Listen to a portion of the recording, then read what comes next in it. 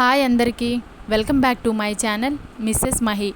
ఈ వీడియోలో డిఫ్యూజర్ పాట్ని ఎలా యూస్ చేయాలో చూద్దాం.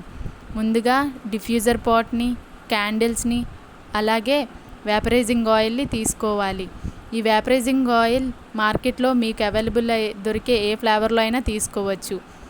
డిఫ్యూజర్ పాట్ టాప్లో 80% ఆఫ్ వాటర్ యాడ్ చేసి అందులో 2 to 3 డ్రాప్స్ వేపరైజింగ్ ఆయిల్ యాడ్ చేయాలి.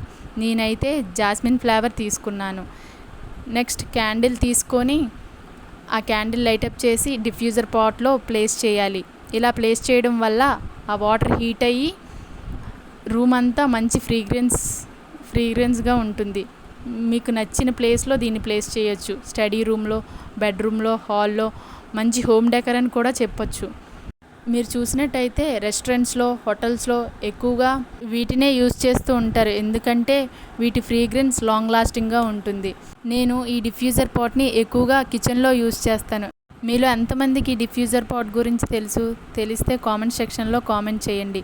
మరిన్ని వీడియోస్ కోసం మన ఛానల్ని సబ్స్క్రైబ్ చేయండి. Bye bye.